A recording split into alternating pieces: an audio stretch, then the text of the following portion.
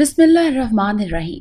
अस्सलामुअलैकुम नाजरीन, आज मैं आपके लिए इंतहाई दिलचस्प, खौफनाक और सनसनीखेज कहानी लेकर आई हूँ।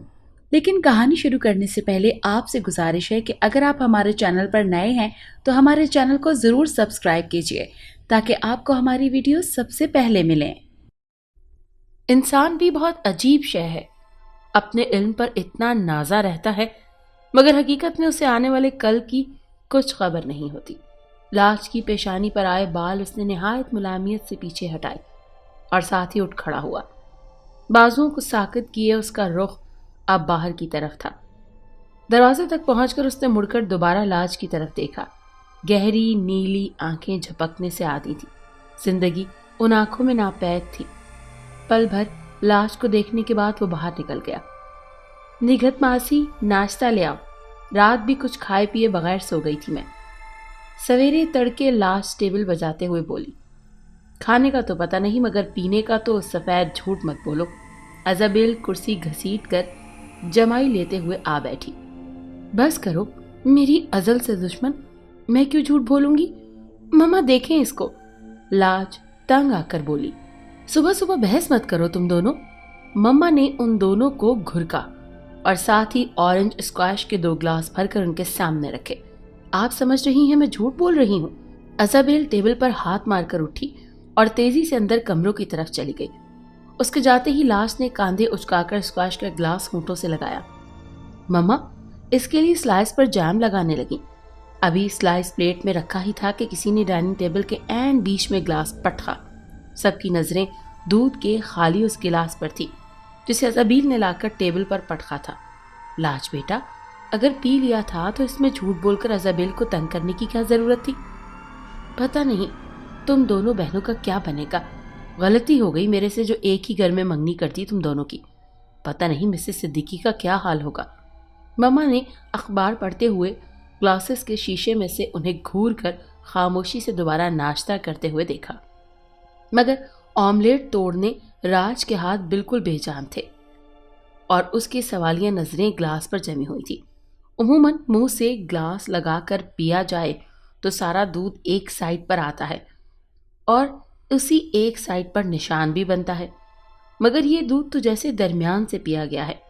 ग्लास बिल्कुल ऐसे खाली था जैसे बारिश ना आने के सबब गांव का हौज आहिस्ता आहिस्ता नीचे उतर जाता है। दूध पिया किसने था और किस अंदाज में पिया था? वो सोचों में महव थी। दोपहर का 1 बज रहा था। तेज गर्मी की हिद्दत तारकोल की सड़क को नाकाबिले बर्दाश्त बना रही थी। सड़क की गर्मी जूतों की रुकावट को पार करती हुई उसके पैरों तक आ रही थी। आसमान से आग बरसाता सूरज उसके दिमाग का काम तमाम कर रहा था। अब तो उसमें चलने की सकत भी नहीं रही थी। थक हार कर वो सड़क किनारे लगे पेड़ के साए में सांस लेने लगी। शोल्डर बैग की जिप खोलकर उसमें से पानी की बोतल निकाली और मुंह से लगा ली। इतने में उसके मोबाइल की बीप बजी। अज़ाबेल का मैसेज था। उसके लेट होने की वजह पूछ रही थी। पानी पीकर उसने जवाबी पैगाम टाइप करना शुरू किया। कॉलेज बस छूट गई थी आज। भरी गर्मी में दूसरी बस का इंतजार नहीं हो सकता था, इसीलिए पैदल चल पड़ी। रास्ते में हूँ, बस आने वाली हूँ। मैसेज टाइप करके उसने मोबाइल वापस शोल्डर बैग में रखा और दरख्त से टेक लगाकर गर्मी में पैदल चलने लगी। उसका सांस फूल रहा था। कुछ देर सुस्ताने के बाद उसने जूं ही उठकर चलना चाहा तो दहशत से उसकी चीख निकल गई। काले रंग का एक खौफनाक नाग उसके दोनों पैरों के गिर्द बल देकर उन्हें अपने शिकंजे में किए बैठा था। बौखलाहट में उसने उठने की कोशिश की मगर वापस जमीन पर गिर गई। धीरे धीरे सांप ने अपना दायरा फैलाना शुरू किया। अब वो उसके पैरों को क्रॉस करता हुआ पिंडलियों तक आ रहा था। लाश के मुंह से घुटी घुटी चीखें निकल रही थी। दफातन ही मौसम ने अपना रुख बदला।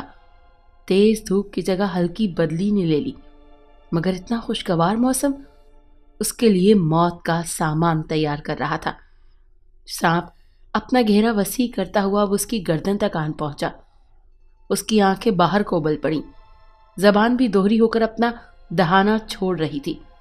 उसी वक्त अगर कोई देखता तो वो लाश को एक नागिन समझता, क्योंकि सांप ने اسے پیر سے لے کر گردن تک اپنی سیاہ وجود کے گھیرے میں لپیٹ رکھا تھا۔ صرف اس کا چہرہ باہر تھا۔ اسے سانس لینے میں دشواری ہو رہی تھی۔ یوں لگ رہا تھا جیسے ملک الموت اس کے سامنے آ کھڑا ہو۔ اپنی زندگی کے گزارے سارے پل کسی فلم کی طرح ایک ایک کر کے اس کی ابلتی آنکھوں کے سامنے گھومنے لگے۔ اس کی اتھل پتھل ہوتی سانسیں دم توڑنے لگی جب اچانک ہی کسی نے زوردار تھپڑ اس کے منہ پر رسید کیا۔ اس نے آنکھیں کھولی تو ایزابیل دونوں ہاتھ کمر پر رکھ کر اس کے سامنے کھڑی تھی۔ میرے پاس آخری راستہ یہی تھپڑ تھا تمہیں جگانے کا۔ بہت جھنجھوڑا مگر تم ہوش میں ہی نہیں آ رہی تھی۔ اف، تو یعنی وہ سب خواب تھا؟ وہ بیڈ پر اٹھ کر بیٹھ گئی۔ اس کی سانس ابھی بھی بہت تیز چل رہی تھی۔ جی میڈم، کوئی خواب ہی دیکھا ہوگا آپ نے، ورنہ بغیر خواب کے تو سونے میں یوں کوئی پاگل ہی ڈر سکتا ہے۔ ایزابیل اب جا کر واپس اپنے بیڈ پر بیٹھ چکی تھی۔ ان دونوں بہنوں کی معمولی نوک جھوک کی طرح ان میں پیار بھری لڑائیاں ہوتی رہتی تھی۔ لاج بیڈ پر نیم دراز سی ہو کر بیٹھ گئی اور گلاس میں پانی انڈیلنے لگی۔ ابھی اس نے پہلا گھونٹ ہی بھرا تھا کہ نیچے سے دلخراش چیخ کی آواز سنی۔ ان کا کمرہ 2nd فلور پر تھا۔ یہ تو نگہت ماسی کی چیخ ہے، خدا خیر کرے۔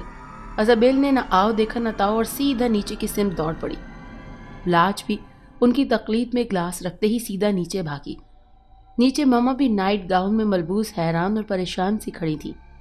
نگہت ماسی کے چہرے پر ہوائیاں اڑی ہوئی تھیں اور وہ ہولے ہولے کانپ رہی تھی۔ کچن میں ماسی میری گرین ٹی بنانے گئی تو وہاں اچانک ایک عجیب و غریب سانپ نکل آیا۔ بہت مشکل سے ماسی بھاگی وہاں سے۔ اب اشرف مالی ڈھونڈ رہا ہے تو نہ جانے کہاں بھاگ گیا ہے وہ سانپ۔ ایزابیل اور لاج کو مما نے حقیقت سے آگاہ کیا۔ سانپ! لاج کی بھوری آنکھوں میں وحشت کے سائے ابھرنے لگے اور اسے اپنا ابھی چند ساعتوں قبل دیکھا جانے والا خواب یاد آ گیا۔ بی بی جی، ہر طرف دیکھ لیا ہے، سانپ کہیں نہیں ہے، شاید لان میں کہیں چھپ گیا ہو۔ اب رات میں اس مصنوعی روشنیوں سے تو نہیں ڈھونڈا جا سکتا۔ اشرف مالی لکڑی کا بڑا سا ڈنڈا تھامے اندر داخل ہوا۔ عین اسی لمحے لاؤنج میں موجود صوفے کے نیچے سے تیز پھنکار کی آواز آئی۔ سبھی نے بجلی کسی تیزی سے اس سمت میں دیکھا مگر اشرف مالی نے کچھ زیادہ ہی تیزی دکھائی اور صوفے کے نیچے جھک کر سانپ پر حملہ کرنے لگا۔ لاج اور ایزابیل اوپر بھاگو، مما نے سرد سے کہا اور سیڑھیوں کی سمت بڑھی۔ ایزابیل بھی تیزی سے سیڑھیوں کی جانب بھاگی۔ سانپ حملے سے بوکھلا کر اب صوفے کے نیچے سے باہر آ چکا تھا۔ نگہت ماسی تو سب سے پہلے سیڑھیاں عبور کر کے اوپری منزل پر پہنچ گئی۔ سب سے آخر میں لاج تھی۔ اس نے جیسے ہی پہلی سیڑھی پر قدم رکھا تو مڑ کر واپس سانپ کو دیکھا کہ کہیں اس کے آس پاس تو نہیں پہنچ گیا۔ یہ انسان کی فطرت کے عین مطابق ہے کہ اسے جہاں سے خوف آتا ہے وہ اسی سمت بار بار دیکھتا ہے۔ اپنا دھیان وہ خوف والی سمت سے ہرگز ہٹا نہیں سکتا۔ لاج کا بھی یہی حال تھا۔ بچپن میں سیانوں سے سنا تھا کہ مڑ کر نہیں دیکھنا چاہیے، آدمی پتھر کا ہو جاتا ہے۔ لاج کو بھی مڑ کر دیکھنا کافی مہنگا پڑا۔ ایزابیل، مما اور نگہت ماسی کی لاکھ آوازوں اور پکارنے کے باوجود وہ اپنا قدم دوسری سیڑھی پر نہ رکھ سکی اور وہیں جامد ہو کر رہ گئی۔ کن کھجورے کی مماثلت رکھنے والا یہ بے انتہا لمبا سانپ عین اس کے خواب والے سانپ جیسا تھا۔ وہ یہی سانپ تو تھا جس نے خواب میں اس کے وجود کے گرد گھیرا کر کے اسے مارنے کی کوشش کی تھی۔ بی بی صاحبہ، اوپر آ جائیں۔ سانپ پہ لکڑی کے ڈنڈے سے پے در پہ ناکام وار کرتے ہوئے اشرف نے لاج کو اوپر جانے کا کہا، کیونکہ اپنی جان بچاتا ہوا سانپ کبھی بھی کسی کو بھی ڈس سکتا ہے۔ لاج کی طرف دیکھنے کی یہی پل بھر کی بھول اشرف سے ہوئی اور آن کی آن میں سانپ پہ یہ جا اور وہ جا۔ بعد میں گھنٹوں اشرف اسے ڈھونڈتا رہا مگر نتیجہ ندارد۔ یہ رات ان سب نے جاگ کر گزاری تھی۔ صبح ہوتے ہی شہر کے سب سے ماہر سپیروں کو فون کر دیے گئے۔ اتنا خطرناک سانپ ابھی بھی گھر کے کسی کونے میں دبکا ہو سکتا ہے، اسی لیے مما اس گھر میں سانپ کی عدم موجودگی کے لیے ماہر سپیروں کی تصدیق چاہتی تھی۔ دوپہر 12 بجے کے قریب چند ماہر سپیرے ان کے گھر موجود تھے۔ ان کے حلیوں سے ہی وہ کافی غیر معمولی لگ رہے تھے، جیسے ناکامی نے کبھی ان کا منہ نہ دیکھا ہو۔ میرا نام رام پال ہے، بیبی، میں دستانے کے بغیر چپٹ کر سانپ کے گرد گھیرا تنگ کر سکتا ہوں، اس کی گردن دبوچ لیتا ہوں۔ زہریلے سے زہریلا سانپ کبوتر کی طرح میری آہنی مٹھی میں آ جاتا ہے۔ رام پال نے اپنے دائیں ہاتھ کی مٹھی بنا کر دکھائی۔ مجھے بابا گیدڑ سنگھی کے نام سے جانتے ہیں سب لوگ، یہ میرا تھیلا ہے۔ اس نے پیراشوٹ کی طرح ایک تھیلا ان سب کے سامنے کیا۔ اس کے اندر پلاسٹک لگا ہوا ہے، سانپ چاہے بھی تو اپنا زہر نہیں پھیلا سکتا اور اس تھیلے میں قید ہو کر رہ جاتا ہے۔ بابا گیدڑ سنگھی نے اپنی زرد آنکھوں میں وحشت لاتے ہوئے کہا۔ باقی 2-3 سپیروں نے بھی اپنے اپنے خواص گنوائے۔ کسی طور یہ نہیں کہا جا سکتا تھا کہ اگر سانپ اس گھر میں موجود ہے تو بچ کر جا پائے گا۔ سانپ پکڑنے کے لیے ہمیں ظہر کے وقت کا انتظار کرنا ہوگا، کیونکہ جیسا کہ میرے دوسرے سپیرے بھائی جانتے ہیں کہ شدید دھوپ میں سانپ کی حس کام نہیں کرتی، ان کی حس کافی کمزور ہو جاتی ہے۔ یہ دھوپ کی حدت برداشت نہیں کر پاتے، ہمیں اس کا فائدہ اٹھانا چاہیے۔ یہ ایک 9 عمر سپیرا تھا، ضرور خاندانی سپیرا ہوگا اور اپنے بڑوں سے یہ علم سیکھتے ہی وہ دور بلوغت میں ہی قدم رکھتے اپنا کام سنبھال بیٹھا۔ آپ کے گھر میں کہیں کوئی ایسا ڈھلوان تو نہیں جہاں پانی کھڑا ہوا ہو؟ کیونکہ ایسی جگہ سے سانپ کو پکڑنا بہت مشکل ہوتا ہے۔ بابا گیدڑ سنگھی کے استفسار پر مما نے نفی میں سر ہلایا۔ دیکھتے ہی دیکھتے ظہر کی اذانیں فضا میں بلند ہونے لگیں۔ تمام سپیروں نے اپنا ساز و سامان سنبھال لیا اور پورے گھر میں پھیل گئے۔ اذانوں کا سلسلہ ختم ہوتے ہی بین کی آواز پر پورے گھر میں وہ گونجنے لگے۔ ایک خوف اور اصرار کا سما بن چکا تھا۔ لاج کو کلرز چینل پر دیکھا گیا۔ ناگن ڈرامہ یاد آنے لگا، کچھ ایسا ہی سین تھا ادھر بھی۔ سنو، کہیں اب تو ایسا نہیں ہوگا کہ شیوانگی اپنے اصل روپ میں آ جائے گی؟ یوں تو سب کو پتہ چل جائے گا کہ گھر کی بہو ناگن ہے، یا پھر شاید ردھرا ایک بار پھر آ کر اس کا راز فاش ہونے سے بچا لے۔ ازابیل کی حس سے مزاج پھڑکتی سپیروں کی موجودگی میں اس کا خوف بالکل ختم ہو چکا تھا، جیسے مرغی کے پروں میں چھپ کر اپنی ننھی گردن باہر نکال کر چوزا دور بیٹھی بلی کو اپنی آنکھوں سے بغیر کسی خوف کے تکتا رہتا ہے۔ اسے یقین ہوتا ہے کہ اس کی ماں یعنی مرغی اسے بچا لے گی۔ بالکل ایسے ہی ایزابیل کو یقین تھا کہ اتنے ماہر سپیروں کے ہوتے ہوئے سانپ اس کا کچھ بگاڑ نہیں سکتا۔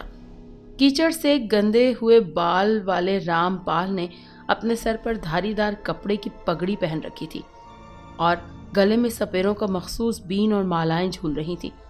اس کے کاندھے پر لٹکتی جھولی میں لازمن سانپوں کی پٹاریاں ہوں گی۔ فضا میں بین کی مدھر دھن رقص کر رہی تھی، سبھی کی نظریں متلاشی تھی۔ بین کی سحر انگیز دھن تھمنے کا نام ہی نہیں لے رہی تھی۔ بالآخر انہیں وہ نظر آ ہی گیا جس کا انتظار تھا۔ سانپ اب مقابلے کے لیے تیار تھا۔ اپنا چوڑا سا پن پھیلائے ننھی ننھی آنکھوں سے وہ باری باری سب کو دیکھ رہا تھا۔ سانپ کے نظر آتے ہی بین کی آوازوں میں تیزی آ گئی۔ تمام سپیروں کے گال کسی غبارے کی طرح پھولے ہوئے تھے۔ وہ بین کو آواز کی لے پر گھما رہے تھے، مگر حیرت انگیز طور پر سانپ مکمل ہوش و حواس میں کھڑا تھا۔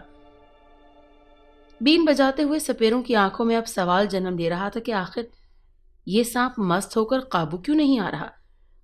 ریلنگ پر ہاتھ سختی سے جمائے کھڑی لاج کی آنکھوں میں اب حیرت کے ہلکورے ابھر رہے تھے۔ یہ سانپ ہو بہو اس کے خواب میں آنے والے سانپ جیسا تھا۔ اتنی مماثلت کیسے ہو سکتی ہے؟ وہ ورطہ حیرت میں گم تھی۔ بین بجانے کی کوشش بے سود جاری تھی، کیونکہ نہ تو سانپ جھوم رہا تھا اور نہ ہی کسی طرح ہتھیار ڈالنے کے موڈ میں نظر آ رہا تھا۔ بالآخر تنگ آ کر رام پال نامی سپیرا آگے بڑھنے لگا۔ وہ بین بجاتا رہا اور ساتھ ہی اپنے قدموں کو سانپ کی جانب بڑھانے لگا۔ اب اس کے اور سانپ کے بیچ کچھ ہی انچ کا فاصلہ رہ گیا۔ جب رام پال نے ہاتھ بڑھا کر سانپ کو قابو کرنا چاہا، مگر عین اسی لمحے سانپ کا چوڑا پھن تیزی سے حرکت میں آ کر جھکا اور رام پال کے بڑھے ہوئے ہاتھ پر اپنا زہر چھوڑ گیا۔ بین رام پال کے ہاتھوں سے گر گیا اور وہ بے سدھ ہو کر وہیں زمین پر بیٹھ گیا۔ بین کی آوازیں اب تھم گئیں کیونکہ باقی سپیرے بھی بین چھوڑ کر رام پال کو سنبھالنے میں لگ گئے۔ ایزابیل، نگہت ماسی اور ماما بھی تقریباً بھاگتی ہوئی نیچے آئیں۔ سانپ گدھے کے سر سے سینگ کی طرح غائب ہو چکا تھا، جیسے کسی نے منتر پڑھ کر اسے اڑن چھو کر دیا ہو۔ لاج بھی آخری سیڑھی سے اتر کر اب رام پال کے پاس آ گئی تھی۔ رام پال کی آنکھیں اوپر کو چڑھنے لگی تھیں۔ اتنا زہریلا سانپ 9 عمر سپیرا جیسے کچھ جانچ سا گیا تھا دیکھتے ہی دیکھتے رامپال کا ہاتھ پگھلنے لگا، جیسے تیز آگ پر رکھ دیا ہو۔ تمام سپیروں کے ہوش اڑ گئے، وہ گھبرا کر پیچھے ہٹے۔ رامپال کا ہاتھ تیزی سے گل رہا تھا، اس کے ہاتھ کی جلد پگھل کر ہڈی سے نیچے گر رہی تھی۔ سنگچور! وحشت سے پھٹتی آنکھوں کے ساتھ رامپال نے ٹوٹے ٹوٹے فقرے ادا کیے اور اس کی گردن ایک سمت کو ڈھلک گئی۔ لاج اور ایزابل ایک دم چیخنے لگیں۔ رامپال کی لاش لگ بھی تو اتنی خوفناک رہی تھی، سارا جسم صحیح سلامت مگر ہاتھ استخانی روپ دھار چکا تھا۔ سپیرے اب اس کے بے جان وجود کو اٹھا رہے تھے اور فرش پر پگھلی ہوئی اس کی جلد کسی پگھلی ہوئی موم بتی کی طرح لگ رہی تھی۔ اب اس گھر میں پہلے سے بڑھ کر خوف کی فضا قائم ہو چکی تھی۔ جانے والے سپیروں نے مڑ کر اس گھر کی طرف نہیں دیکھا تھا۔ مما کے بار بار پوچھنے کے باوجود کسی سپیرے نے بھی لفظ سنگچور کے بارے میں کوئی وضاحت پیش نہیں کی۔ مما بھی تھک ہار کر اب بیٹھ گئی تھی اور یہ گمان کر لیا تھا کہ شاید سپیرے رامپال کی جان لینے کے بعد سانپ ادھر کا رخ نہ کرے، مگر پھر بھی اس گھر میں خوف کا یہ عالم تھا کہ کوئی بھی کسی کمرے میں ایک منٹ کے لیے بھی اکیلا نہیں رہتا تھا۔ آہستہ آہستہ کر کے وقت کی دھول نے اس پر اسرار واقعے پر گرد جما دی اور دھیرے دھیرے یہ واقعہ سب کے ذہنوں سے مٹتا چلا گیا اور سب کچھ بالکل پہلے کی جیسا ہو کے رہ گیا، جیسے کچھ ہوا ہی نہیں۔ رات کے اس سمے بھی ماحول پر دن کے اجالے چمک رہے تھے۔ پورا گھر رنگ برنگی روشنیوں میں نہایا ہوا تھا۔ ہرے، پیلے، سبز اور اورنج کلر کے دیدہ زیب کپڑوں میں ملبوس لڑکیاں یہاں سے وہاں تتلیوں کی طرح پھرتی سے پھر رہی تھیں۔ ایک کونے میں ڈھولک کی تھاپ پر رقص جاری تھا۔ بل کھاتی اونچی سیڑھیوں کی ریلنگ لال تازہ گلابوں کی لڑیوں سے ڈھکی ہوئی تھی۔ ایک معطر قسم کی خوشبو دل و دماغ کے ہوش اڑائے جا رہی تھی۔ سیڑھیوں سے اوپر دوسرے فلور پر اس کمرے کے داخلی دروازے کے تو پھولوں سے کچھ زیادہ ہی ڈیکوریشن کی گئی تھی۔ کمرہ جتنا باہر سے خوبصورت لگ رہا تھا اس سے کہیں زیادہ اندر سے خوابناک معلوم ہو رہا تھا۔ پورا فرش موتیے کے پھولوں سے ڈھکا ہوا تھا۔ کھڑکیوں پر پھولوں کے وزنی لڑیوں کی بھاری پردے لگائے گئے تھے۔ سنگھار میز کی سجاوٹ کچھ اس طرح کی گئی تھی کہ اس کی ساری لکڑی سرخ شیفون کے باریک کپڑے اور سفید پھولوں کے امتزاج سے ڈھکی ہوئی تھی۔ صرف شیشہ نظر آ رہا تھا جس میں سامنے صوفے پر دو پریوں جیسی معصوم سی لڑکیاں بیٹھی تھیں، پھولوں کے زیورات پہنے اور ہاتھوں پر تازہ مہندی لگائے۔ وہ بالکل موم کی بنی ہوئی کوئی گڑیا لگ رہی تھی۔ لاج، تمہیں ممانی بلا رہی ہیں نیچے لان میں۔ دروازہ کھلنے پر سفید شلوار قمیض اور پیلے پٹکے میں اس کا پھوپھیزاد فرحان بے حد پیارا لگ رہا تھا۔ وہ اندر آتے ہی سجی سمری لاج اور ایزابل کے پاس آدم کا۔ کیا مطلب؟ ایزابل نیچے نہیں جائے گی؟ پہلے باریک گھونگھٹ میں سے لاج نے اپنی کاجل لگی بڑی بڑی آنکھیں اوپر اٹھائیں۔ نہیں، انہیں تم سے کچھ بات کرنی ہے، مہمانوں کی وجہ سے اوپر نہیں آ سکتی۔ مجھے بولا تھا کہ پہلے لاج کو بلا لاؤ، پھر ایزابل کو لڑکیاں لے آئیں گی۔ فرحان سنگھار میز کے سامنے اپنے بال سنوارتا ہوا بولا۔ لاج تم جاؤ، مما کو کوئی ضروری کام ہوگا، ورنہ یوں کبھی نہ بلاتی۔ ایزابل نے ہلکی سی سرگوشی کی۔ دلہن کا فطری نروس پن آج اس پر چھایا ہوا تھا۔ لاج نے اپنا انگرکھا سنبھالا اور اٹھ کھڑی ہوئی۔ فرحان کے پیچھے پیچھے چلتی ہوئی وہ جو ہی کمرے سے باہر آئی تو ایک دم فرحان نے آگے بڑھ کر اس کا راستہ روک لیا۔ ادھر سے نہیں میڈم، ادھر پیچھے کے راستے سے چلتے ہیں، یہاں بہت ہجوم ہے۔ ساری خواتین نے تمہیں اسٹیج پر جانے سے قبل ہی دیکھ لیا تو چارم ختم ہو جائے گا۔ فرحان نے سینے پر ہاتھ باندھتے اب اس کے سامنے کھڑا ہوتے ہوئے بولا۔ تمہارا کوئی علاج نہیں۔ لاج نے اسے گھورا اور پچھلی جانب کے راستے کی طرف چل پڑی۔ فرحان بھی اس کے پیچھے چل پڑا۔ لان کی طرف اترنے والی آخری زینے کے پاس ایک قدم آئینہ آویزاں کیا گیا تھا جس میں لان میں لگے درختوں اور پودوں کا عکس ہر وقت جھلملاتا رہتا تھا۔ تاہم لان میں چھپے رات کے اندھیرے کے سبب اب اس میں صرف سیڑھیاں اور اس سے ملحقہ پورشن ہی نظر آ رہا تھا، جس میں بمشکل گھونگھٹ سنبھالتی لاج سیڑھیاں اتر کر لان میں چلی گئی، مگر آئینے میں نظر آنے والا اس کے عقب میں چلنے والا یہ نوجوان فرحان ہرگز نہ تھا۔ جاتے وقت اس نوجوان نے مسکراتے ہوئے شیشے میں دیکھا تھا۔ نیلے آسمان جیسی اس کی آنکھوں کی تاب آئینہ نہ لا سکا اور اس میں ایک واضح دراڑ ترچھے رخ میں پڑ گئی۔ آئینہ سچ بے شک بولتا ہے مگر ہوتا تو نازک ہے نا۔ لاج، ایزابل، چلو بیٹا، سب انتظار کر رہے ہیں نیچے آپ دونوں کا۔ براؤن سلکی طرز کی ساڑی پہنے مما اندر داخل ہوئی. ان کے پیچھے ہی سجی سوری 9 عمر لڑکیوں کا ایک ریلا امڑ آیا. غالباً یہ سب انہیں نیچے لے جانے کے لیے آئی تھی. لاش تو نیچے آپ کے پاس، ایزابل کہتے کہتے رک گئی کیونکہ مما کا فون بج اٹھا تھا. ایزابل نے نگاہیں واپس نیچے جھکائیں اور مما کال پر کسی سے بات کرنے لگی. کیا؟ او نو بیٹا، میں ناراض ہو جاؤں گی. لاج اور ایزابل کو کتنا دکھ ہوگا. کل بھی نہیں آ سکتے کیا؟ فرحان بیٹا، کیسا باس ہے تمہارا جو 2 دن کی چھٹی پر آفس سے نکال دے گا؟ مما اور بھی نہ جانے کیا کچھ بول رہی تھی اور پتھرائی آنکھوں کے ساتھ مما کو وہ تکے جا رہی تھی. فرحان تو سرے سے ہی ان کے گھر نہیں آیا تھا. وہ کوئٹہ میں جاب کے سلسلے میں مقیم تھا. تو پھر وہ کون تھا؟ یہ پورے چاند کی رات تھی. آج اسے ان جنگلوں میں بھٹکتے ہوئے نہ جانے کتنے دن بیت چکے تھے. بھوک پیاس سے اس کا برا حال تھا. جنگلی پھل اسے زندہ تو رکھے ہوئے تھے مگر اس کا پیٹ نہیں بھرتے تھے. پیلا ریشمی جوڑا اب میلا ہو چکا تھا. خاردار جھاڑیوں کے تنکے ابھی بھی اس کے جوڑے میں اٹکے ہوئے تھے. درخت کے تنے سے لگی وہ دھیرے دھیرے اونگ رہی تھی. اب اسے اندھیروں سے خوف نہیں آتا تھا. ابھی اسے آنکھیں بند کیے کچھ ہی منٹ ہوئے ہوں گے کہ اسے اپنے آس پاس ایک مانوس سی سرسراہٹ محسوس ہوئی. اس نے آنکھیں کھولی اور لاشعوری طور پر اپنا دایاں پاؤں آگے کر دیا. کن کھجورے کی مانند ایک بے حد لمبا سانپ نمودار ہوا اور اپنا چوڑا پھن اس کے پاؤں پر رکھ دیا. ایک سسکی سی اس کے منہ سے نکلی مگر سانپ پر اس کا اثر ندارت تھا. اپنے وجود کو سمیٹتا ہوا ساتھ والے درخت کے ساتھ بیٹھ گیا. چاند ہولے سے بدلی میں چھپا اور جب دوبارہ نمودار ہوا تو درخت کے ساتھ ایک نوجوان بیٹھا تھا جس نے اپنی لمبی پتلی آنکھوں میں سرما ڈال رکھا تھا اور سر کے بال کو اکٹھا کر کے عین کھوپڑی کے سامنے جوڑا بنایا ہوا تھا. تھک گئی ہو ناگیشورا؟ نوجوان لب کشا ہوا. میں ناگیشرا نہیں ہوں. مجھے اس جنگل سے نکال دو. مجھے میرے لوگوں میں واپس جانے دو. نقاہت کے مارے اس سے رویا بھی نہیں جا رہا تھا. اگلے چاند کی جنم پر تم مان جاؤ گی کہ تم میری ناگیشورا ہو. تمہاری ان سیاہ آنکھوں میں جب نلاہٹ دوبارہ اترے گی تب مجھے پہچان لو گی. نوجوان اپنے پتلے پتلے سرخ ہونٹوں سے مسکراتے ہوئے بولا.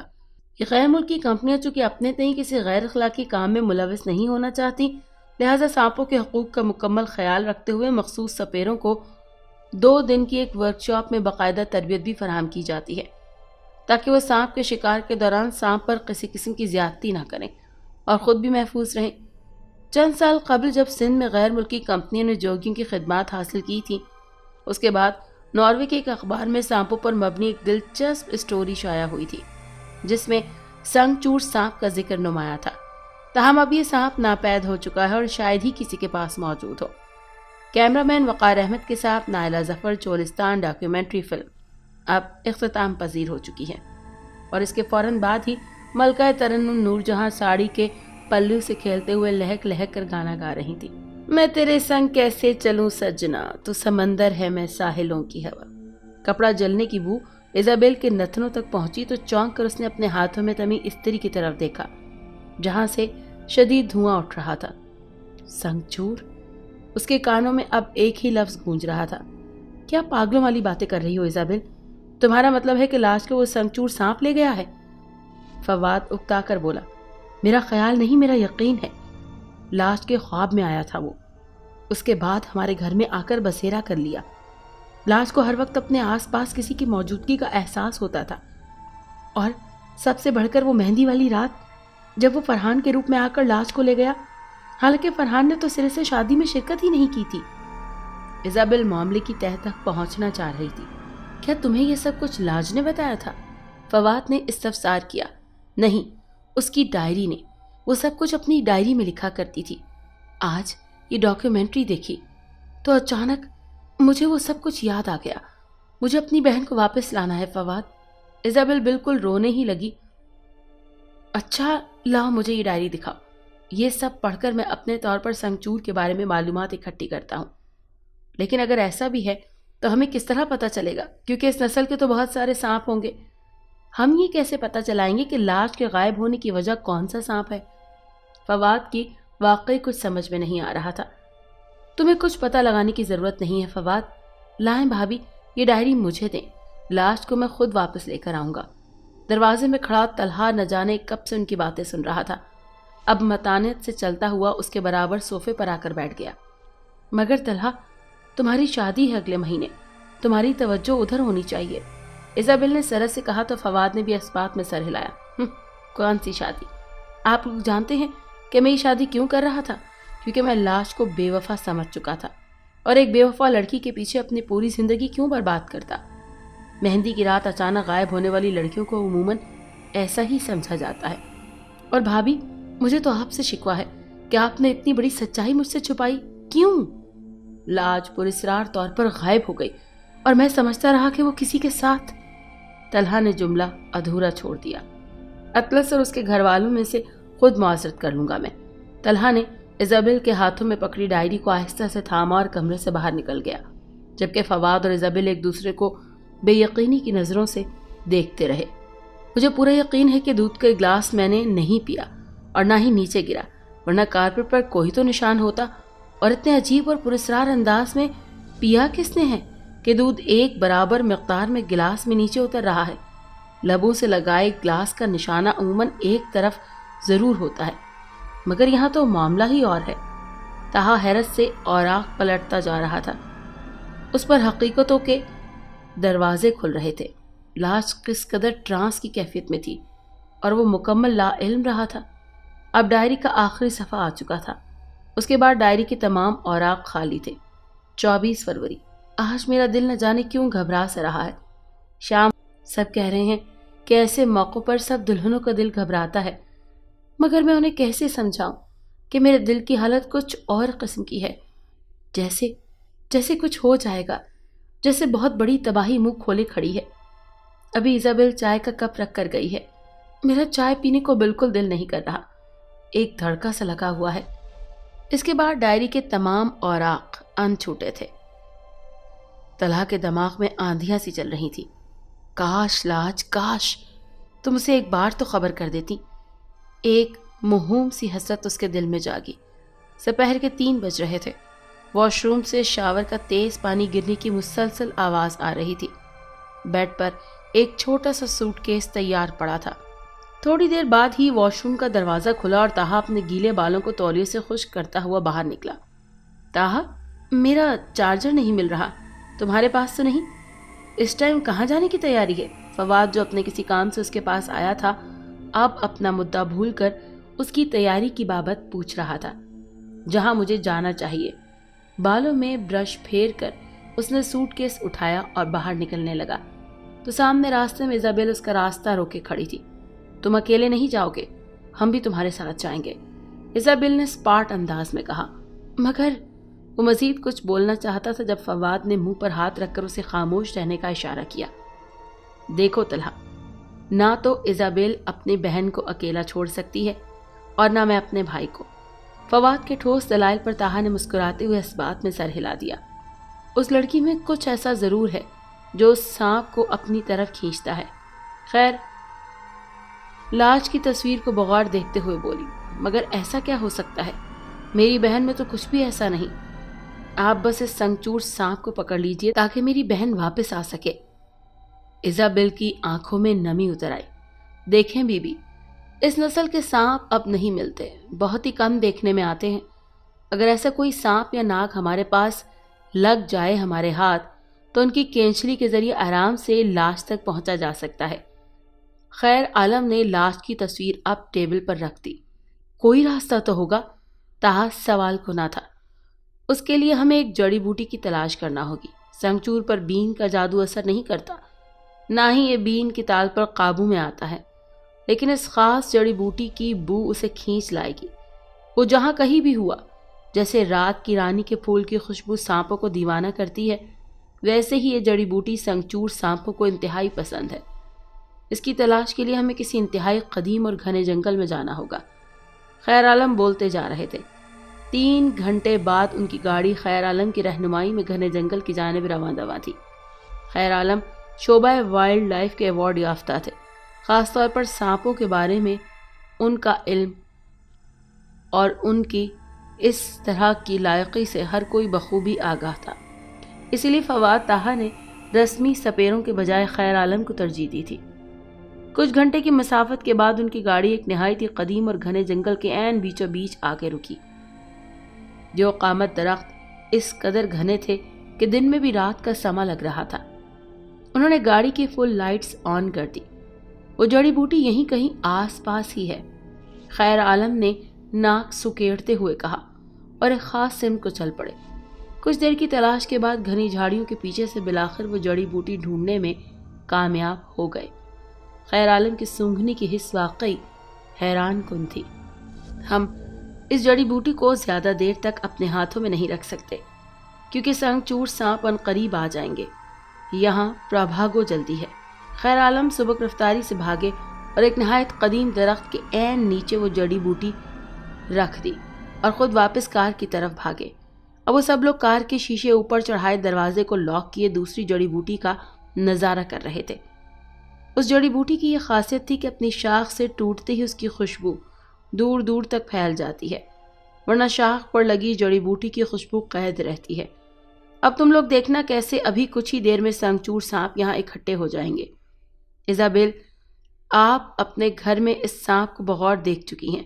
کیا آپ کو یقین ہے کہ آپ اتنے سانپوں میں سے اس ایک سانپ کو پہچان لیں گی؟ خیر عالم نے سوالیہ کنہ نظروں سے ایزابیل کو دیکھا۔ جی، میں کوشش کروں گی، وہ تھوک نکل کر بولی۔ شیطان آپ کو اس سانپ کو پہچان کروانے میں کافی رکاوٹ پیدا کرے گا، آپ کو بہکائے گا، لیکن آپ نے ہوش مندی کا مظاہرہ کرنا ہے۔ خیر عالم نے شیشوں کے آر پار دیکھتے ہوئے کہا۔ شیطان؟ یہ کون سا نیکی بدی کی جنگ ہے جو شیطان آئے گا؟ فواد نے بھویں سکیڑتے ہوئے کہا۔ نہیں فواد صاحب، شیطان صرف نیکی بدی کے درمیان نہیں ہوتا، غلط اور صحیح کے درمیان بھی ہوتا ہے۔ ہر غلط کے ساتھ شیطان کی طاقت ہوتی ہے اور ہر صحیح کے ساتھ نیکی کی۔ بعض دفعہ صحیح اور سچ کو چھپانے کے لیے شیطان مختلف شکوک و شبہات کا سہارا لیتا ہے۔ ہمیں ہر وقت شیطان اور اس کی طاقت سے الرٹ رہنا چاہیے۔ وسوسہ ڈالنے والوں کی دو قسمیں ہوتی ہیں۔ شیاطین الجن کو تو اللہ تعالیٰ نے انسان کو گمراہ کرنے کی قدرت دی ہے۔ پہلی قسم اس شیطان کی ہوتی ہے جو انسان کو گمراہ کرتا ہے۔ دوسری قسم کی شیطان انسانوں کو گمراہ کرتے ہیں یا گمراہی کی ترغیب دیتے ہیں، اور بے شک دوسری قسم کی شیاطین ہم اپنی آنکھوں سے اس دور میں دیکھ رہے ہیں، جیسے خدائی خدمتگار کا بھیس بدل کر معصوم انسانوں کو لوٹنا۔ اور بولتے بولتے خیر عالم کو اچانک بریک سی لگ گئی اور بجلی کی سی تیزی سے انہوں نے اپنی نظریں جنگل میں ادھر ادھر دوڑائیں۔ زمین پر بکھرے سوکھے پتوں میں سرسراہٹیں واضح طور پر محسوس کی جا رہی تھیں۔ فواد، ایزابیل اور طہا بھی خیر عالم کی باتوں کے سحر سے ایک دم نکلے اور انجانی سمتوں میں دیکھنے لگے۔ بہت بڑے بڑے سانپ جڑی بوٹی کے گرد جمع ہو رہے تھے۔ دل کو دہلا دینے والا منظر۔ خیر عالم کے علاوہ باقی سب کی رگوں میں خون جمنے لگا۔ تو یہ سنگ چور سانپ ہیں؟ ایزابیل دل ہی دل میں سہمی ہوئی بولی۔ خیر عالم بھی نہایت محویت سے سانپوں کو دیکھ رہے تھے۔ ایزابیل اس سانپ کو پہچانے جو آپ کے گھر آیا تھا۔ خیر عالم نے گردن موڑ کر ایزابیل کی طرف دیکھا، جس کے جواب میں ایزابیل نہایت غور سے ایک سانپ کو تاڑتی نظروں سے کھوجنے لگی۔ اچھا دیکھیں، وہ جو درخت کی ٹوٹی ہوئی ٹہنی کے پاس جڑی بوٹی کے بائیں طرف سانپ ہے نا، وہ آئی تھنک اپنی عمر کے 100 برس مکمل کر چکا ہے یا کرنے والا ہے۔ خیر عالم نہایت محویت سے بولے۔ او مائی گاڈ، میں تو سمجھا کہ وہ 3-4 سانپ ہیں جو ایک دوسرے کے اوپر چڑھے ہوئے ہیں، وہ تو صرف ایک سانپ ہے۔ فواد حیرت سے چیخا، جس کی وجہ سے ایزابیل کی توجہ بھی ادھر مبذول ہوئی۔ یہی ایزابیل سے کچھ بھی نہیں بولا جا رہا تھا، وہ بس کانپتے ہاتھوں سے اسی کی طرف اشارہ کر رہی تھی جس کی بابت ابھی خیر عالم بتا رہے تھے۔ بھابھی آپ کو یقین ہے؟ طہا سرحد سے بولا۔ 100%۔ جذبات کے مارے ایزابیل کی آنکھوں میں نمی اتر آئی۔ خیر عالم کے چہرے پر اب تشویش اور فکر کے سائے لہرانے لگے، کیونکہ اس کا مقابلہ سنگچور سانپ سے نہیں بلکہ سنگچور ناگ سے ہونے والا تھا۔ سب کے منع کرنے کے باوجود وہ کار کا دروازہ کھول کر باہر نکلے اور نیچے جھک کر کچھ اٹھایا۔ اگلے ہی لمحے بڑے ماہرانہ طریقے سے ایک درخت پر چڑھنے لگے۔ سب ناسمجھی میں خیر عالم کی کارروائی کو دیکھ رہے تھے، جو اپنی جیب سے موبائل نکالے اب کچھ ٹائپ کر رہے تھے۔ تھوڑی ہی دیر میں طہا کے موبائل کی میسج ٹون بجی۔ اس نے میسج پڑھنا شروع کیا۔ میں نے نیچے جھک کر جو پتھر اٹھایا ہے اس کے ساتھ بندھی ڈوری کا دوسرا سرا اس جڑی بوٹی کے ساتھ منسلک ہے۔ میں آہستہ آہستہ اس جڑی بوٹی کو اپنی طرف کھینچوں گا. تم سانپ اور وہ ناگ کشش زدہ ہو کر میری طرف آئیں گے اور جڑی بوٹی کو پانے کی کوشش کریں گے. حصول کی اس جنگ میں یقیناً وہ ناگ ان سب سانپوں پر سبقت لے جائے گا. آپ لوگ چاہیں تو واپس جا سکتے ہیں. طاہا نے میسج پڑھ کر سنایا اور سب نفی میں سر ہلانے لگے. وہ اپنے محسن خیر عالم کو اکیلا کبھی بھی نہیں چھوڑ سکتے. طاہا نے نو لکھ کر پیغام خیر عالم کے نمبر پر بھیج دیا، جسے پڑھ کر خیر عالم نے کندھے اچکائے اور ڈوری کو آہستہ آہستہ اپنی طرف کھینچنا شروع کیا. سانپوں کے ہجوم میں کل بلاہٹ سی مچ گئی. وہ دیوانہ وار جڑی بوٹی کے پیچھے آنے لگے. ناگ بھی اپنے وجود کے دونوں اطراف میں لگے بے تحاشا کانٹوں کو سمیٹتا ہوا آگے بڑھنے لگا. اب جڑی بوٹی درخت کے بالکل قریب پہنچ گئی تھی. خیر عالم نے اسے آہستہ آہستہ زمین سے بلند کرنا شروع کیا. تمام سانپ اپنے پھن اٹھا کر ہونق بنے بلند ہوتی جڑی بوٹی کو دیکھ رہے تھے. اسی اثنا میں ناگ نے ایک زوردار پھنکار ماری اور اپنے وجود کو اچھال کر درخت پر چڑھنے کی کوشش کی، جس میں وہ کافی حد تک کامیاب بھی ہو گیا. اس کی دیکھا دیکھی باقی سانپ بھی درخت پر چڑھنے کی کوشش کرنے لگے، مگر تب تک جڑی بوٹی ناگ کے گلے میں پھنس کر اپنا کام دکھا چکی تھی. خیر عالم نے گوشت کے ساتھ چپک جانے والا ایک دیدہ محلول جڑی بوٹی پر پہلے سے لگا کر رکھ دیا تھا. ناگ نے جو ہی اسے نگلنے کی کوشش کی، وہ اس کے حلق کے ساتھ چپک گئی. ناگ کو سانس لینے میں دشواری ہو رہی تھی. وہ اپنے بے ہنگم وجود کو درخت پر چڑھنے والے سانپوں پر بری طرح سے مار رہا تھا، جس کی وجہ سے سانپ لڑک لڑک کر نیچے گر رہے تھے. سنگ چور ناگ بہت بے چین لگ رہا تھا. خیر عالم نے موقع سے فائدہ اٹھاتے ہی درختوں کی پچھلی سائڈ پر چھلانگ ماری. ڈوری ابھی بھی اس کے ہاتھ میں تھی. پہلے سے تیار ایک بڑے سے تھیلے کا منہ اس نے کھولا اور ڈوری کو کھینچتے ہوئے تھیلے میں ڈالنے لگے. سنگ چور ان کی طرف کھینچا چلا جا رہا تھا. سانس گھٹنے کی وجہ سے وہ بے دم سا ہو گیا تھا. اب خیر عالم نے لوہے کی ایک نوکیلی اسٹک کا استعمال کیا اور اسے سنگ چور ناگ کی گردن پر دبوچ کر تھیلے میں ڈالنا شروع کر دی. باقی سانپ خطرے کی بو سونگ کر اب واپس اپنے بلوں کو لوٹ رہے تھے. سانپ کے سمجھنے کی حس انسان سے کہیں زیادہ ہوتی ہے. نہیں، اس میں پریشانی کی کوئی بات نہیں ہے. مجھے میرے کچھ دوستوں نے بتایا ہے کہ ایک بار وہ اسپتال کے کسی کمرے کے پاس سے گزرے جہاں ایک مریض بڑی زوردار آواز سے چیخو پکار کر رہا تھا، اور اس کی چیخیں اتنی دلسوز تھیں کہ قلب و جگر کو پارا پارا کر رہی تھیں. وہ جب اس کے کمرے میں داخل ہوئے تو دیکھا کہ اس مریض کا سارا جسم مکمل طور پر شل ہو چکا ہے. وہ کروٹ لینے کی کوشش تو کر رہا تھا، مگر اپنے اس ارادے میں کامیاب نہیں ہو رہا تھا. انہوں نے آن ڈیوٹی میل نرس سے اس کے چیخنے چلانے کا سبب دریافت کیا تو اس نے بتایا کہ اس کی آنتیں تلف ہو چکی ہیں اور دوپہر اور شام کے کھانے کے بعد اس کو بدہضمی اور پیٹ کی تکلیف ہو جاتی ہے. میرے دوستوں نے اس سے کہا کہ اس مریض کو ثقیل اور بھاری غذا نہ دیا کریں، اسے گوشت اور چاول کھانے سے بچا کے رکھیں. تو میل نرس نے کہا کہ آپ جانتے ہیں کہ ہم اسے کیا کھلاتے ہیں؟ ہم ناک میں نالی لگا کر اس کے ذریعے اس کے پیٹ میں دودھ پہنچانے کے سوا اور کچھ بھی نہیں کھلاتے. یہ ساری تکلیف اسے صرف دودھ ہضم کرنے کے لیے ہے. تو یہ ہوتی ہے اصل تکلیف. لاج کی حالت تو پھر بھی بہت بہتر ہے، انشاءاللہ جلد ریکور کر جائے گی. ہمیں اپنی تکلیف کا مقابلہ ہمیشہ ان لوگوں کی تکلیف سے کرنا چاہیے جو ہم سے زیادہ بدتر حالت میں ہوتے ہیں، پھر ہمیں اپنی تکلیف بہت چھوٹی لگنے لگے گی. ڈاکٹر سجاد نہایت رسانیت سے بے تحاشا روتی ایزابیل کو تسلی دے رہے تھے جب عین اسی لمحے دروازہ تڑاق سے کھلا اور مما بوکھلائی ہوئی اندر داخل ہوئی. کیا ہوا میری بچی کو؟ کہاں ہے میری لاج؟ مجھے اس سے ملنا ہے، مجھے اس کے پاس لے چلو. آپ لوگ انہیں مریضہ کے پاس لے جائیں، لیکن دھیان رہے کہ صرف دور سے دیکھنا ہے. کل تک انشاءاللہ وہ بات کرنے کے قابل ہو جائیں گی. ڈاکٹر سجاد نومی کرسی سے اٹھے اور اگلے مریضوں کو دیکھنے کے لیے چل پڑے. نقاہت زدہ چہرے پر آکسیجن ماسک لگائے وہ صدیوں کے فاقے زدہ لگ رہی تھی. چہرے کی ہڈیاں ابھر کر باہر آ گئی تھی. میری بچی! مما منہ پر ہاتھ رکھ کر رونے لگی. بس کچھ ہی گھنٹے کے بعد اس کے بعد یہ آپ لوگوں سے بات کرنے کے قابل ہو جائیں گی. ڈیوٹی پر نرس کہہ کر ٹک ٹک کرتی باہر چلی گئی. وہ پورا دن آنکھوں میں نکل گیا. گھڑی کی سوئیاں ٹک ٹک کر کے آگے بڑھتی گئیں. صبح ابھرنے والا سورج اب آہستہ آہستہ ڈوب رہا تھا. پاؤ پھوٹتے ہی رزق کی تلاش میں نکلنے والے پرندے اپنے بچوں کے لیے دانہ چونچ میں دبائے شام کے سرمئی اندھیروں میں اب اپنے آشیانوں کو لوٹ رہے تھے۔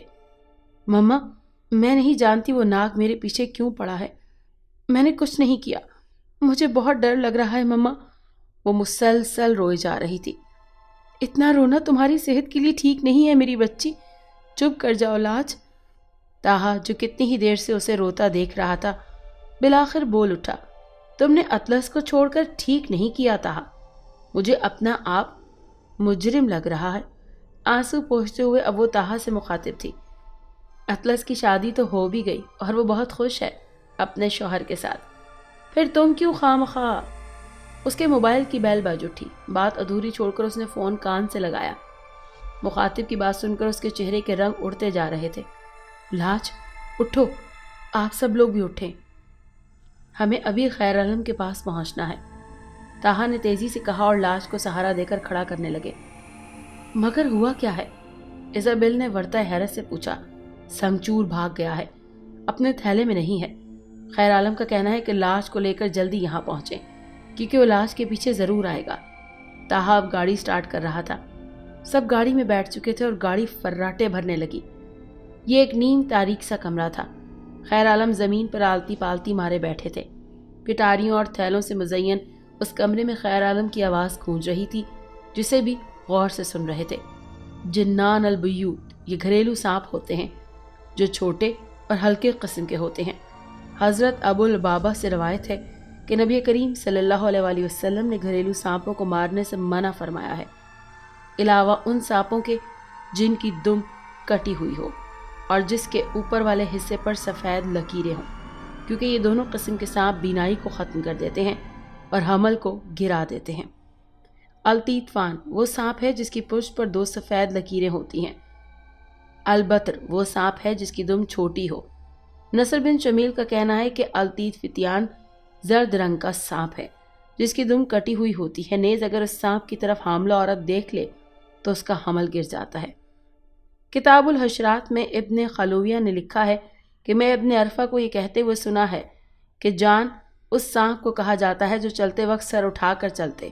یہ تمام سانپ یہاں اس وقت میرے پاس ان پٹاریوں اور تھیلوں میں قید ہیں، کبھی کسی کی جرت نہیں ہوئی بھاگنے کی، مگر سنگچور کا معاملہ ان سب سے الگ ہے، وہ یہاں سے نہ جانے کیسے فرار ہو گیا۔ بہرحال وہ لاش کے پیچھے ان قریب ضرور پہنچنے والا ہے۔ اس سے پہلے مجھے یہ جاب مکمل کرنا ہے جس میں سنگچور ناگ کے لاش کے پیچھے پڑنے کی وجہ سمجھ میں آ جائے گی۔ سب خاموش بیٹھے تھے، سب کے لبوں میں موجود لفظوں نے جیسے دم توڑ دیا۔ خیر عالم کے سامنے اب آگ کا بڑا سا الاؤ دہک رہا تھا۔ آنکھیں بند کیے وہ تقریباً آدھے گھنٹے تک نہ جانے کیا کچھ پڑھتے رہے۔ اس کے بعد آنکھیں کھول کر وہ آگ کے شعلوں میں جیسے کچھ کھوجنے کی کوشش کرنے لگے۔ تم کون ہو لڑکی؟ آگ کے دہکتے شعلوں میں کچھ دیکھنے کے بعد اب وہ اپنی آنکھیں لاش پر مرکوز کیے ہوئے تھے جو ان کی اچانک ایسے سوال سے گھبرا سی گئی۔ باقی سب لوگوں کے چہروں پر بھی حیرت کی شکنیں ابھری۔ کیا مطلب؟ یہ لاش ہے، آپ کیسا سوال کر رہے ہیں؟ طاہا سے رہا نہ گیا اور وہ فوراً بول پڑا۔ میں جو دیکھ رہا ہوں وہی کہہ رہا ہوں، آپ لوگ یہاں آ کر دیکھیں۔ خیر عالم کے کہنے پر طاہا، فواد، زبیل اور مما اٹھ کر خیر عالم کے ارد گرد آ کر بیٹھ گئے۔ لاش میں اٹھنے کی ہمت ہی نہیں تھی، وہ وہیں گمسم سی بیٹھی رہی۔ سب نے جو ہی آگ کے شعلوں میں دیکھا ان کی آنکھیں حیرت سے کھلی رہ گئیں۔ سرخ شعلوں کے وسط میں ایک شبی سی جمی ہوئی تھی جس میں لاش کی تصویر کے سامنے ایک کن کھجورے کی طرح کا سانپ پن پھیلائے بیٹھا تھا۔ قابل غور بات یہ تھی کہ تصویر میں لاش کی آنکھیں بالکل نیلے ہیرے کی طرح جامد، ساکت، ان آنکھوں میں زندگی نام کی کوئی چیز نہیں تھی، البتہ لبوں پر ہلکی سی مسکان تھی۔ سبھی لوگ کبھی تصویر کو تو کبھی سامنے بیٹھی لاش کو بے یقین نظروں سے دیکھ رہے تھے۔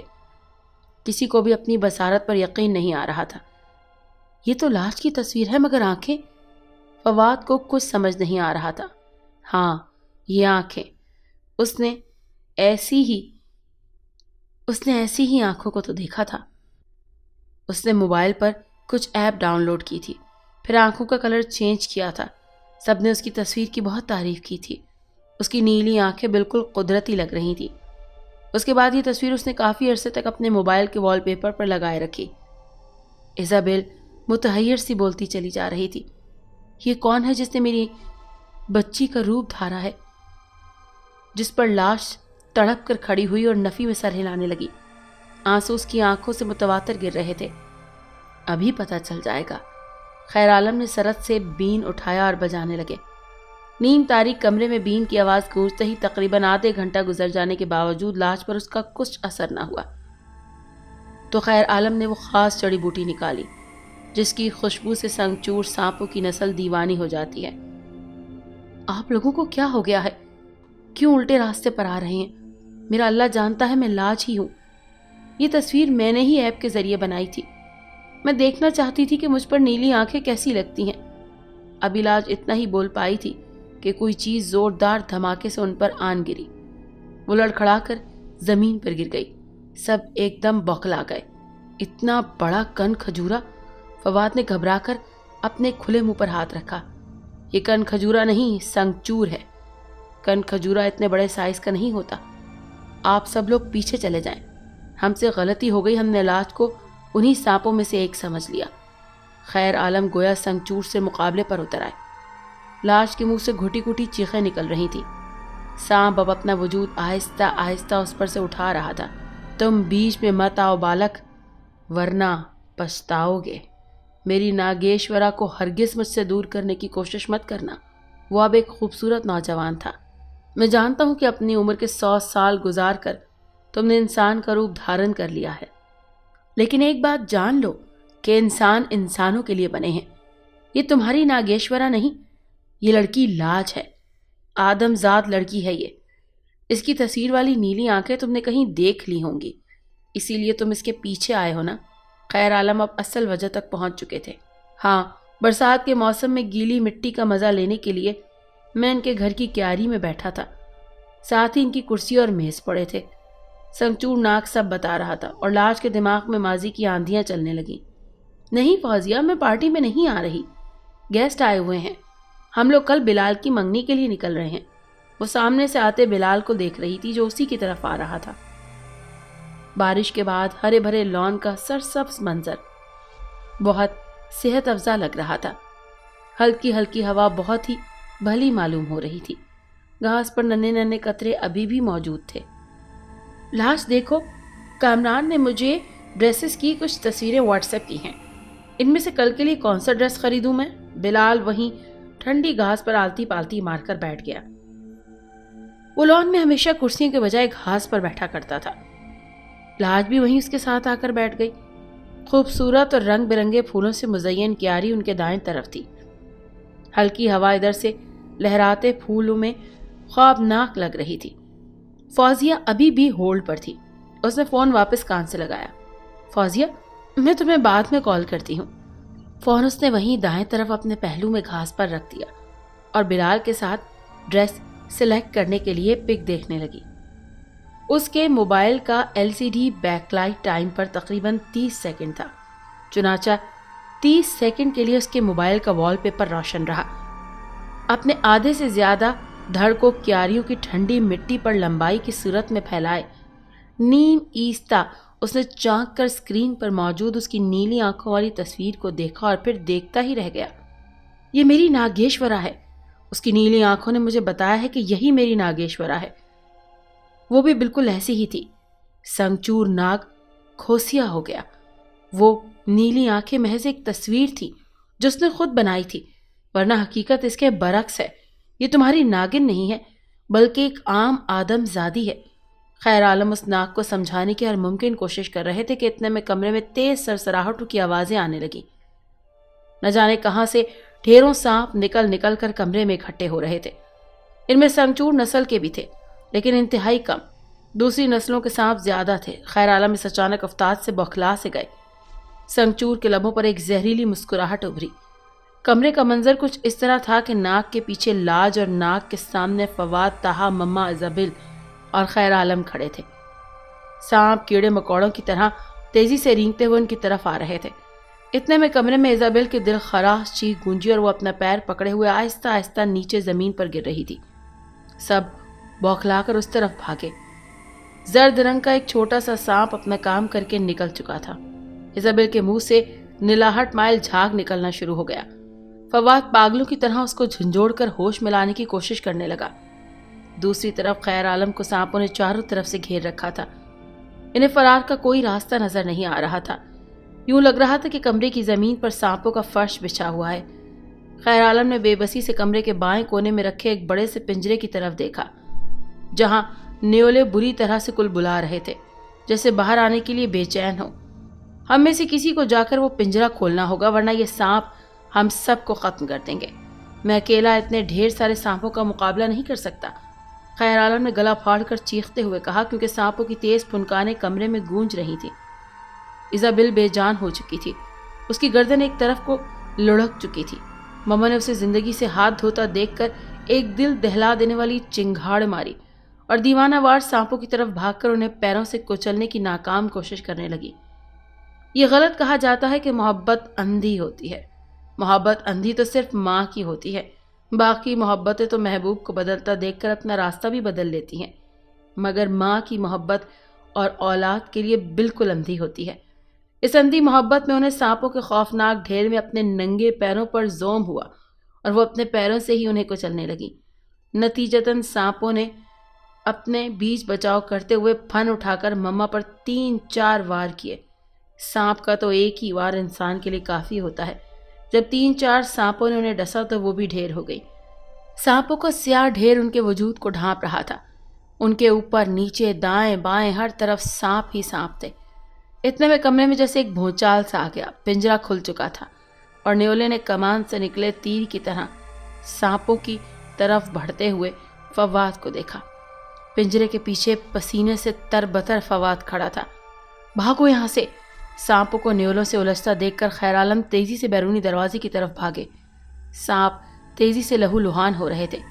संगचूर नाग भी अब न्योलों से मुकाबला कर रहा था। उसका ध्यान लाज पर से हट चुका था, जिससे फायदा उठाते ही लाज भाग कर ताहा और खैर आलम के हमरा आ गई। अफरा तफरी और होश उड़ाने का आलम इतना शदीद था कि उनका ध्यान मम्मा और इजाबिल की तरफ कम और अपनी तरफ ज्यादा था। कमरे से निकलते वक्त बैरूनी दरवाजे के पास रुककर ताहा एक पल को रुका और मुड़कर पीछे फवाद की तरफ देखा, जो अभी भी पिंजरे के पास ही फंसा हुआ था। उसके सामने सांपों और न्योलों का ढेर आपस में गुत्थम गुत्था था। लाज, तुम खैर आलम साहब के साथ जाओ, मैं फवाद को लेकर आता हूँ। ताहा के माथे पर पसीने के कतरे नमूदार होने लगे।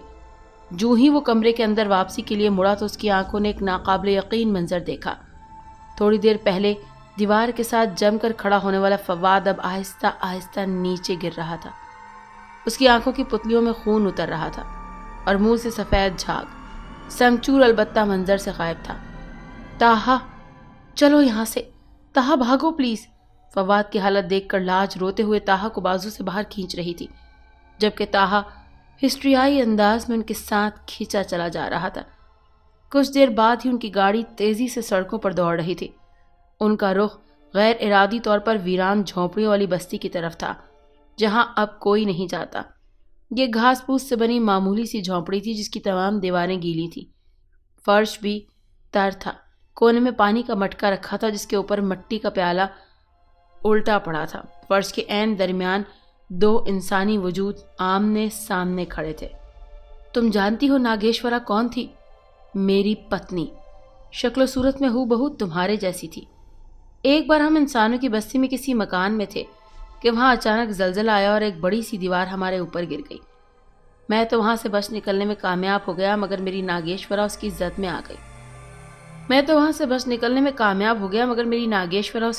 आ गई। और मैंने उसे हमेशा के लिए खो दिया। उसके काफ़ी अरसे के बाद जब मैंने तुम्हारी नीली आंखें तस्वीर में देखी तो मुझे लगा कि मेरी नागेश्वरा वापस आ गई हो। नीली आंखों में तो तुम बिल्कुल मेरी नागेश्वरा लग रही थी। उस वक्त मेरे जहन में आया कि तुम्हें अपने साथ अपने जहान में ले चलूं। इसके लिए मुझे चांद के 13 जन्मों का इंतज़ार था और चांद के हर जन्म पर बहुत मामूली सा जहर तुम्हारे अंदर उतारना था, ताकि तुम आहिस्ता आहिस्ता अपना इंसानी रूप छोड़ दो और नागिन का रूप इख्तियार करो। 12 जन्मों तक तो ये अमल हो गया, मगर आखिरी यानी 13वें जन्म पर उस खैर आलम ने मुझे काबू करके मेरी ताकतें ज़ायल करके तुम्हें मुझसे छीन लिया। लेकिन देखो, भगवान को भी तुम्हारा और मेरा मिलन मंजूर था। लाज मुस्कुराते हुए संगचूर नाग की सारी बातें सुन रही थी। उसके बाद वो लाज की पेशानी पर बोसा करने के लिए आगे को झुका, जिस पर वो हाथ से उसे रोक कर हौले से पीछे को हटी। मैं पर्दा गिराऊं। اس نے جھونپڑی کے دروازے کی طرف اشارہ کیا جہاں بوسیدہ ٹاٹ کا پردہ اوپر کو اٹھا ہوا تھا۔ سنگچور ناک سرخ ہونٹوں پر تبسم بکھیرتا ہوا اسے دیکھنے لگا۔ وہ خرامہ خرامہ چلتے ہوئے پردے تک آئی، اپنی بغل سے لائٹر نکال کر آن کیا اور اسے اپنی پشت کی جانب پیچھے جھونپڑی میں اچھال دیا۔ دیواریں اور فرش پر پہلے ہی مٹی کے تیل سے تر تھیں۔ جھونپڑی میں آگ لگ گئی۔ وہ تیزی سے جھونپڑے سے باہر بھاگ گئی، مگر تب تک اس کا دوپٹہ آگ پکڑ چکا تھا۔ پہلے سے منتظر طہا اور خیر عالم نے کمال دماغ سے کام لیتے ہوئے آگ بجھائی۔ حاضر دماغی جیت گئی۔ سنگچور شولوں کی نظر ہو چکا تھا اور یہ لوگ گاڑی میں بیٹھ کر اپنی منزل کی طرف رواں دواں تھے۔ کیا آپ نے قدرت کی تخلیق میں کوئی کمی دیکھی لاج؟ اگر کسی میں کوئی کمی ہے بھی تو اس میں ایک ایسی خوبی قدرت نے رکھ دی ہے جو کسی دوسرے میں نہیں ہوتی۔ آپ کسی کو کوئی چیز بنا کر پیش کریں اور وہ شخص آگے سے اس میں کوئی رد و بدل یا ترمیم کرے تو اس کا مطلب یہی لیا جائے گا کہ وہ آپ کی بنائی چیز سے مطمئن نہیں۔ قدرت نے آپ کی آنکھیں بہت پیاری بنائی ہیں، اس کے باوجود آپ نے… لاج کی حد درجہ شرمندگی دیکھ کر خیر عالم چپ ہو گئے۔ میں نے تو بس یوں ہی… لاج منمنائی۔ غلطی کا سب سے بڑا نقصان یہی ہے کہ اسے بس یوں ہی کہہ کر ٹال دیا جاتا ہے۔ ہمارے دین میں آئی بروز کا بنوانا، بال نچوانا، جسم گدوانا، یہ سب گناہ کیوں ہیں؟ کیونکہ اللہ کی تخلیق کسی ترمیم کی محتاج نہیں۔ اس نے ہمیں بہترین صورت میں پیدا کیا ہے۔ آج کل لینسز لگا کر خود کو عارضی خوبصورتی دینے والے لوگ یہ نہیں سمجھتے کہ اصل میں خوبصورتی وہی ہے جو دائمی ہے، جو ہمیشہ ہمارے ساتھ رہے گی، جو اللہ تعالیٰ نے ہمیں عطا کی ہے۔ گاڑی سے اترتے وقت خیر عالم لاج کے لیے سوچوں کے نئے در کھول کر چل دی۔ اگر آپ کو یہ کہانی اچھی لگی ہے تو اس ویڈیو کو لائک کیجیے اور اس طرح کی مزید ویڈیوز دیکھنے کے لیے ہمارے چینل کو سبسکرائب کیجیے۔ اور ہاں، اگر آپ کے کسی دوست، رشتہ دار یا بہن کے ساتھ خدا نہ کرے ایسا کوئی واقعہ پیش آیا ہے تو ہمیں کامنٹ سیکشن میں اس کے بارے میں ضرور بتائیے۔